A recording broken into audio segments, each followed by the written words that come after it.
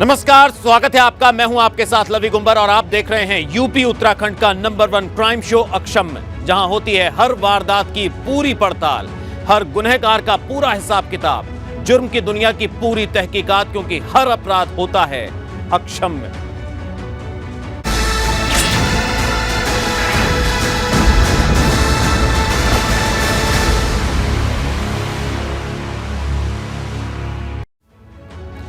अक्षम्य में आज हम आपको दिखाने जा रहे हैं यूपी उत्तराखंड में कानून के राज और अमन चैन को चुनौती देने वाली वो बड़ी खबरें जो सावधान भी करती हैं और खबरदार भी।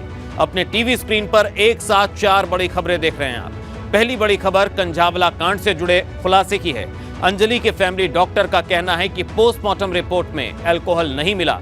उधर अंजलि के दोस्त का कहना है कि वो नशे में थी। दूसरी बड़ी खबर रायबरेली और कौशाम्बी से जुड़ी हुई है, जिसके बाद सवाल हो रहा है आखिर सड़क के इन यमराज को लाइसेंस कौन देता है। तीसरी बड़ी खबर डॉन के उस राज के खुलासे की है जिसे ईडी ने 2200 पन्नों में दर्ज किया। और चौथी बड़ी खबर लखनऊ से है, जिसकी आलीशान होटल है, करोड़ों की प्रॉपर्टी है, लेकिन पूरा परिवार सड़क पर ठिठुर रहा है। आपको सावधान करती इन सभी खबरों को विस्तार से बताएंगे हम। अंजलि की दोस्त ने हत्यारों की हैवान स्टोरी का खुलासा किया है। इस बीच अंजलि के फैमिली डॉक्टर का कहना है कि पोस्टमार्टम रिपोर्ट में अल्कोहल लेने की पुष्टि नहीं हुई। उधर दिल्ली पुलिस के पास इस बात का जवाब नहीं है। 22 कॉल का और पीसीआर को जानकारी देने के बाद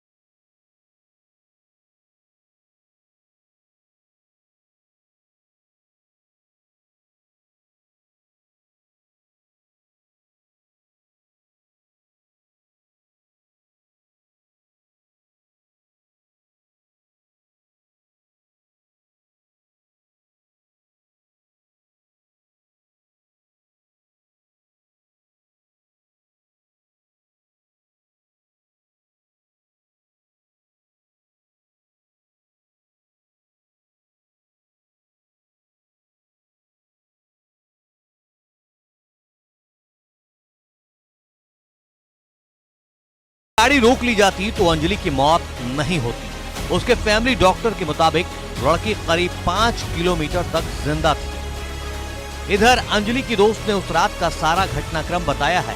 उसके बयानों से आरोपियों के ये दावे गलत साबित हुए हैं कि कार में म्यूजिक बज रहा था, इसलिए उन्हें पता नहीं चला। मैं बोल रही थी मैं ड्राइविंग करूंगी, वो बोल रही थी कि नहीं तू नहीं करेगी, मैं ड्राइविंग करूंगी। मैंने कहा तू नहीं करेगी ड्राइविंग, मैं करूंगी। हमारी बस इस कान पे बहस हो रही थी। फिर मैंने लास्ट में उसको ही चाबी दे दी। मैंने ले तेरी स्कूटी है, तू ही ड्राइविंग कर। झगड़ा ही नहीं हुआ हमारा। मैं कह रही थी मैं ड्राइविंग करूंगी क्योंकि वो बहुत ज्यादा नशे में थी। उसके बाद पुलिस को बताने की कोशिश नहीं की। खबर जरूर आपने देखी होगी न्यूज चैनलों पे। देखी मैं, पर बहुत डरी हुई थी। मैंने किसी से बताने की कोशिश ही नहीं हो पाई, मेरी हिम्मत ही नहीं हो पाई। मैं क्या कहूँगी। निधि ने हादसे वाले दिन का ब्यौरा भी दिया। उसने बताया कि वो और अंजलि होटल गए थे, वहां से रात को पार्टी करके निकले। अंजलि स्कूटी चलाने की जिद कर रही थी। आरोपियों को पता था कि एक लड़की उनकी कार के नीचे फंस गई थी और उन्होंने इस बात को पूरी तरह से इग्नोर कर दिया। प्लानो गाड़ी 2 बार आगे लेके गई, 2 बार पीछे लेके, फिर आगे लेके, फिर स्पीड में उसे खींचती हुई अपनी उसके नीचे उसके कुछ अटक गया था। अच्छा। वो किसी चीज में अटक गई थी नीचे गाड़ी के। अच्छा। अटकने के बाद वो आगे गई, पीछे गई, आगे गई, फिर उसे गाड़ी बिल्कुल आगे घसीट के ले गई। फिर उसे घसीटते घसीटते वो छुट्टी नहीं होगी, उसे घसीटते घसीटते बिल्कुल आगे ले गई। अच्छा निधि, इसी दौरान उसकी मौत हो गई। अच्छा निधि, आपने क्यों नहीं बताया था किसी को? क्योंकि वजह क्या मैं थी? बहुत सवाल ये ज्यादा खड़ा डर गई थी और मैं नहीं चाहती थी कि मेरे घर वालों पे बात आए। हाँ, उनकी पर्सनल मैटर था, उनका पर्सनल मैटर था, उसमें मेरे को नहीं पता उनका पर्सनल मैटर था। क्या हुआ उन दोनों के बीच, क्या नहीं हुआ। निधि के मुताबिक आरोपी लगातार कार को आगे पीछे कर रहे थे और जोर जोर से चिल्ला रहे थे। इसके बाद बलेनो कार में बैठे लोगों ने गाड़ी को दौड़ा दिया। उन्होंने एक बार भी नीचे उतरकर लड़की की सुध नहीं ली। अंजलि की दोस्त का दावा है कि कार की टक्कर से पहले ट्रक से टक्कर होते होते बची थी। इसके बाद उसने अंजलि से कहा था तुम स्कूटी मत चलाओ। अंजलि के मामले की जांच कर रही दिल्ली पुलिस शुरू से ही सवालों में घिरी हुई है। पुलिस को भनक कैसे लगी? नए साल के पहले वाली शाम को दिल्ली छावनी में बदल जाती है।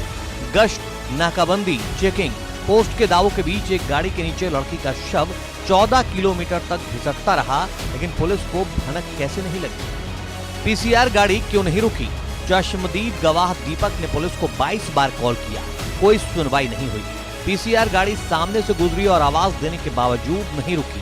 अगर कार्रवाई होती तो अंजलि शायद जिंदा होती। बिना पोस्टमार्टम के वजह बता दी। दिल्ली पुलिस के प्रवक्ता ने बिना पोस्टमार्टम के कह दिया कि एक्सीडेंट से मौत हुई है। पुलिस प्रवक्ता ने आरोपियों का बचाव उनके वकील के द्वारा किया। पुलिस को पीड़िता के पक्ष की शिकायत के आधार पर जांच करनी होती है। तुरंत अल्कोहलिक टेस्ट क्यों नहीं हुआ? पुलिस को आरोपियों का अल्कोहलिक टेस्ट तत्काल कराना चाहिए था, लेकिन इतने गंभीर केस में पुलिस ने ढिलाई क्यों बरती? इतने गंभीर केस में पुलिस का ढीला रवैया समझ से परे है। क्यों क्राइम स्पॉट सिक्योर नहीं किया? क्राइम या एक्सीडेंट के स्पॉट की पुलिस ने बाड़ेबंदी नहीं की। दूसरे दिन लोगों ने क्राइम स्पॉट को रौंद दिया। पुलिस को तत्काल फॉरेंसिक टीम से घटना स्थल से सबूत जुटाने चाहिए थे। मां के बयान पर कार्रवाई क्यों नहीं? पुलिस ने शुरुआत में सिर्फ और सिर्फ एक्सीडेंट की धाराएं लगाई। पीड़िता की मां के बयान के आधार पर केस में कार्रवाई क्यों नहीं की? पुलिस की ये एक पक्षीय कार्रवाई साफ दिखाती है कि थाने के स्तर पर आरोपियों को फायदा पहुंचाने की कोशिश की गई। लड़की के पक्ष से एफआईआर क्यों नहीं?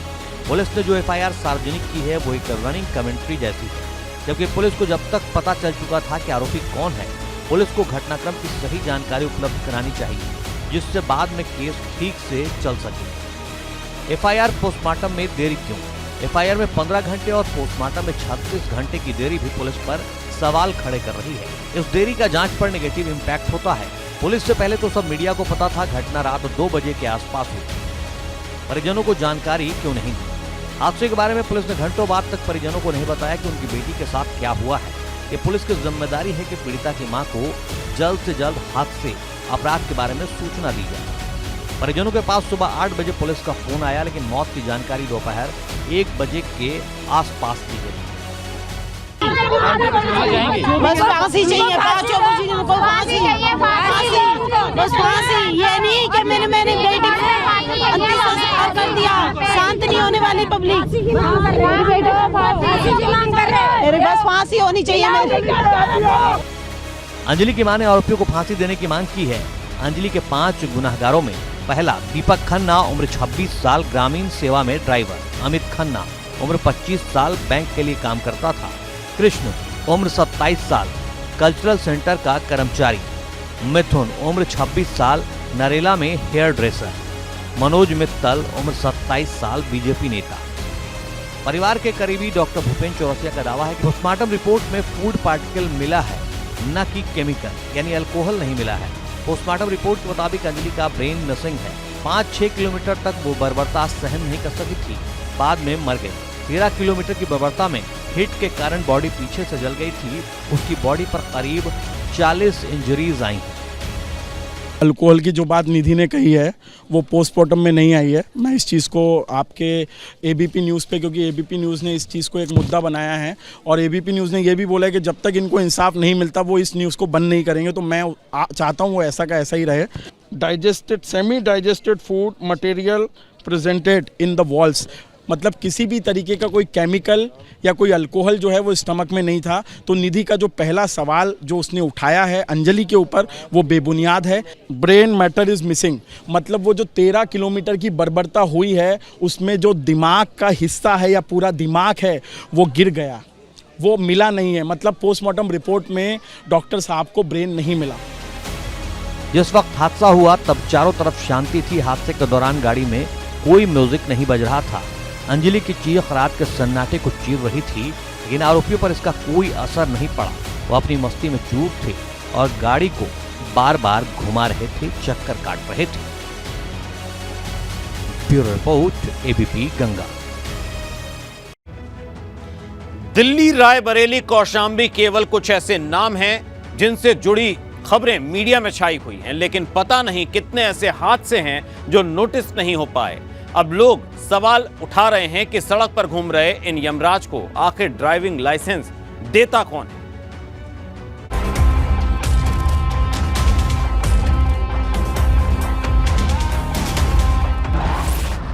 सीसीटीवी में कैद ये तस्वीरें परेशान करने वाली हैं। रायबरेली की सड़क पर सामान्य से कम ट्रैफिक है और एक छात्रा साइकिल से सड़क पार कर रही है। अब चौराहे पर मुड़ते इस ट्रक को देखिए। इसकी रफ्तार बहुत तेज नहीं है, लेकिन इस ट्रक से आगे जो होता है वो परेशान करता है। यह ट्रक साइकिल सवार छात्रा के ठीक पीछे आता है और उसको कुचल देता है। इसके बावजूद ट्रक ड्राइवर को कुछ नहीं दिखता है। वो रुकता तब तक स्थानीय ट्रक की तरफ दौड़ लगा देते हैं। अचानक बीच चौराहे पर अफरा तफरी मच गई। लोग के शोर मचाने और ट्रक की तरफ दौड़ता देख ड्राइवर ट्रक पीछे करता है। भीड़ छात्रा को बचाने के लिए अस्पताल जाने की जद्दोजहद में लगी हुई है। अब देखिए किस तरीके से ट्रक ड्राइवर नीचे उतरता है और फरार हो जाता है। मौके पर मौजूद स्थानीय लोगों और पुलिस कर्मियों ने छात्रा को अस्पताल में भर्ती कराया। घटना सलोन थाना क्षेत्र के कस्बे की।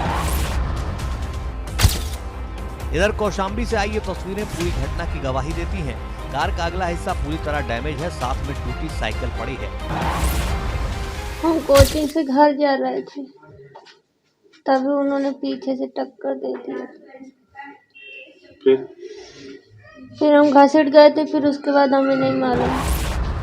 दरअसल कोचिंग से लौटने के दौरान कार ने छात्रा को चपेट में ले लिया और करीब 20 मीटर घिसटकर खाई में पलट गई।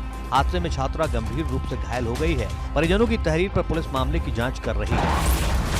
थाना मंझनपुर में एक कार से एक साइकिल सवार छात्रा से एक्सीडेंट हो गया है, जिसमें छात्रा को भी चोट आई है और कार सवार को भी चोट आई है, जिसमें छात्रा का इलाज चल रहा है। उसकी स्थिति सामान्य है और कार सवार का भी इलाज चल रहा है। वो अरेस्ट भी है और उसका इलाज चल रहा है, उसकी भी स्थिति सामान्य है। उन्होंने FIR में लिखा है, लेकिन ऐसी घटना नहीं है। उनको जहां उनका एक्सीडेंट हुआ वहीं वो गिर गई थी और साइकिल उनकी टूट गई थी, उस पर ही मुकदमा पंजीकृत किया गया। जब उन्होंने तहरीर में दिया तो पंजीकृत किया गया। घटना मंझनपुर इलाके की है। करीब 3 बजे वो घर जा रही थी। इसी दौरान एक तेज रफ्तार कार ने टक्कर मार दी। घटना में कार चालक भी घायल हुआ है।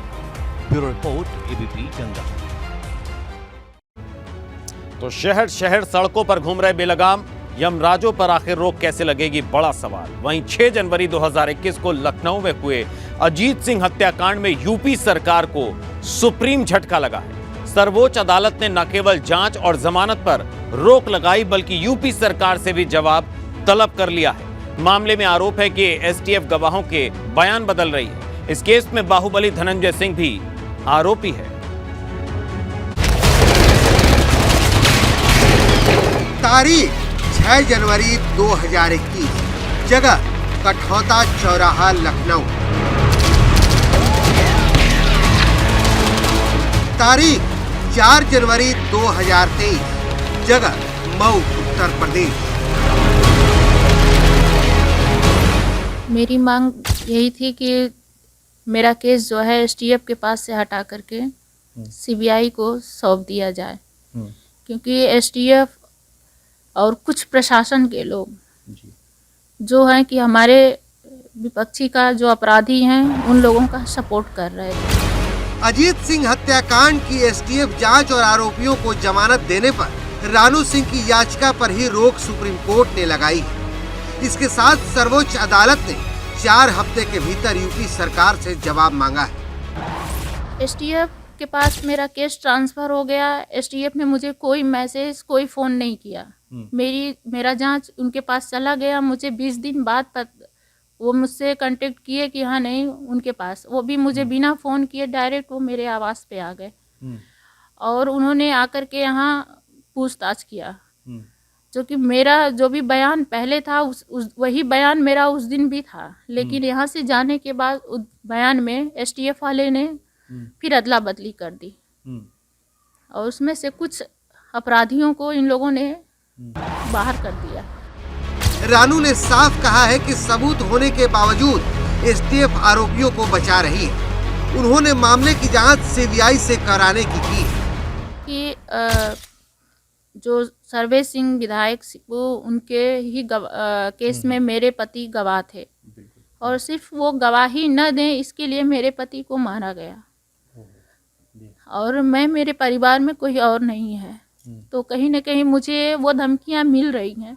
तो वो लोग आएगा तो फिर मुझे हार्म पहुंचाएगा, मेरे परिवार को नुकसान पहुंचाएगा, मेरे लोगों को नुकसान पहुंचाएगा। अजीत सिंह हत्याकांड में रानू सिंह ने जौनपुर के पूर्व सांसद धनंजय सिंह आजमगढ़ के माफिया कुंटू सिंह उर्फ ध्रुव सिंह, अखंड सिंह और गिरधारी विश्वकर्मा उर्फ डॉक्टर के खिलाफ तहरीर दी थी। अविश्वास समझते हैं कि हम में विश्वास नहीं है।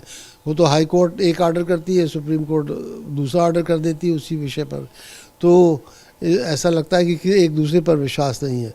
तो वो भी बहुत कम होना चाहिए। मतलब इन्वेस्टिगेशन जो है पुलिस का काम है, और पुलिस के अधिकारियों के द्वारा या जो भी एजेंसी गवर्नमेंट रखे उसके द्वारा उन पर सुपरविजन तो रहना चाहिए कड़ा, कि वो सही करें।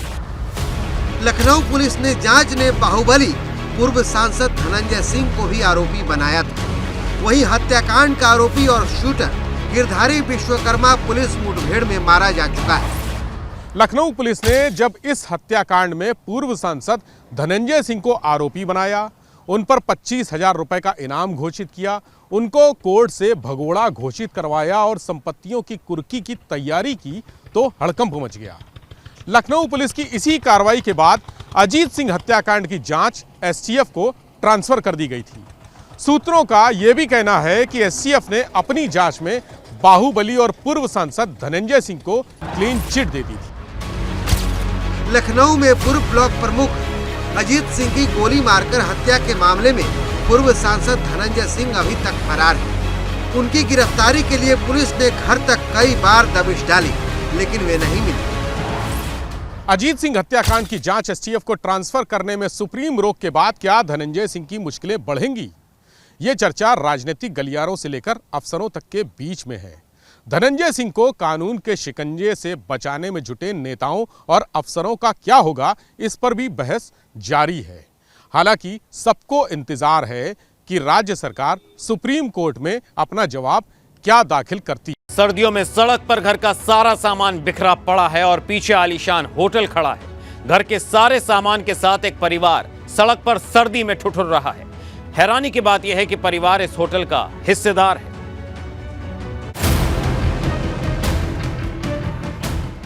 सड़क पर घर का सामान,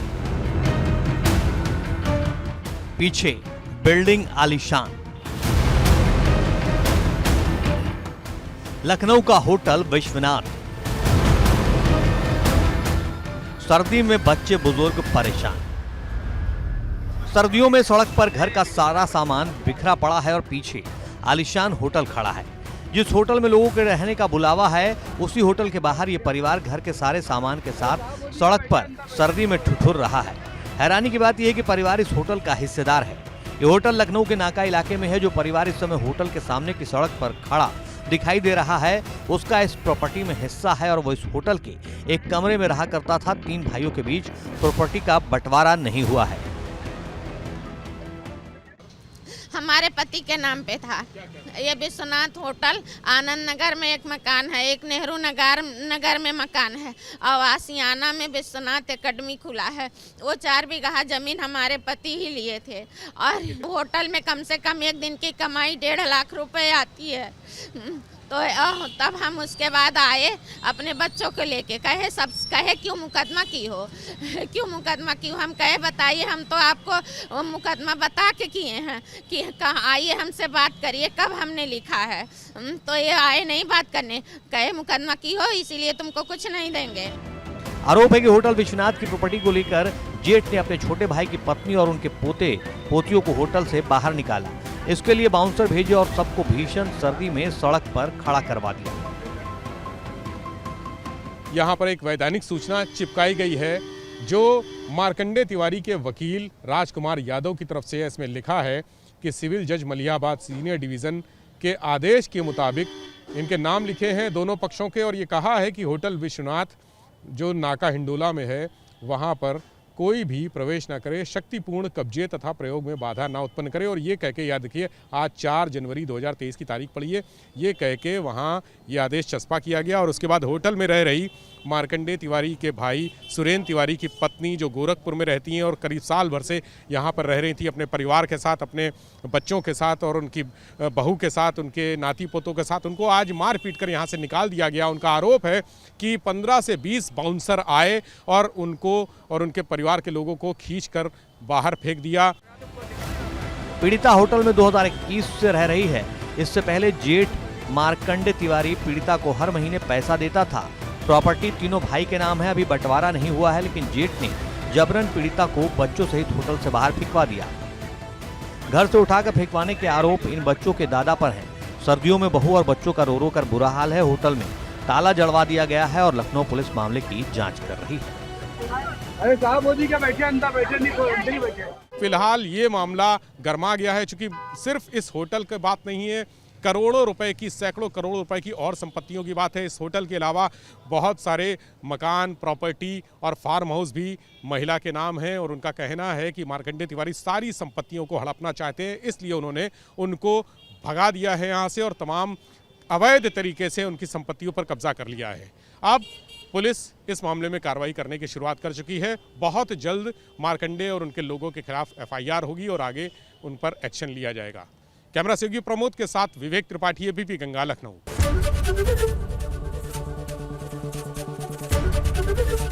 ABP गंगा, खबर आपकी, जुबान आपकी।